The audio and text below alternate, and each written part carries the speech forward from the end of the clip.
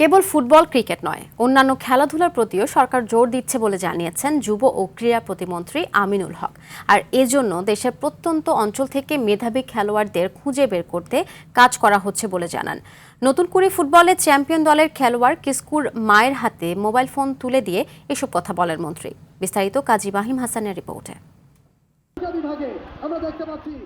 পর্দা নেমেছে দেশের সবচেয়ে বড় তৃণমূল ক্রীড়া উৎসব নতুন কুড়ি স্পোর্টস 2025-26-এর জাতীয় পর্বের, যেখানে নারী ফুটবলের ফাইনালে রাজশাহীকে 4-0 গোলে উড়িয়ে শিরোপা জিতেছে রংপুর অঞ্চল। এই জয়ের নেপথ্যে কারিগর ছিল দলের দুর্দান্ত স্ট্রাইকার স্মৃতি কিস্কু।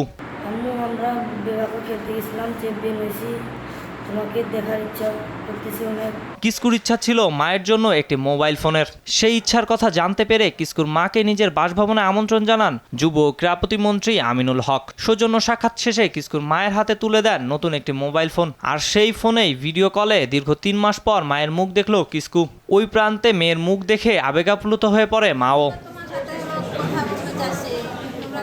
শুধু মোবাইল ফোন নয়, ক্রীড়া মন্ত্রণালয় থেকে কিস্কুর মায়ের জন্য স্থায়ী বাড়ি ও চাকরির ঘোষণা দেওয়া হয়েছে। আমরা জেলা প্রশাসনের সাথে কথা বলেছি এবং তাদের সাথে কথা বলে যে দ্রুত তার যে নিজের জায়গা রয়েছে সেখানে যাতে একটি বাড়ি নির্মাণ করে দিতে পারে মায়ের জন্য, আমরা একটি চাকরির দ্রুতই একটি ব্যবস্থা করব ইনশাআল্লাহ। এ সময় প্রতিমন্ত্রী জানান, শুধু রংপুর নয়, দেশের প্রান্তিক অঞ্চল থেকে মেধাবী খেলোয়াড়দের খুঁজে বের করতে কাজ করছে সরকার এবং এটা ধারাবাহিকভাবে চলবে এবং আমরা দ্বিতীয় আসরটি আমরা একদম ইউনিয়ন পর্যায় থেকে শুরু করতে ইতিমধ্যে আমরা সিদ্ধান্ত নিয়েছি, সেভাবে আমাদের কার্যক্রম চলমান রয়েছে। তিনি আরো জানান, বিএনপির ভারপ্রাপ্ত চেয়ারম্যান তারেক রহমান শুধু ফুটবল ক্রিকেট নয়, সাঁতার সহ সব ধরনের খেলাধুলার উন্নয়নে বিশেষ গুরুত্ব দিচ্ছেন। আমরা ইনশাআল্লাহ আনুষ্ঠানিকভাবে হয়তোবা সিলেটের কাজী মাহিম হাসান, RTV বিভাগে আমরা উদ্বোধন করব আনুষ্ঠানিকভাবে।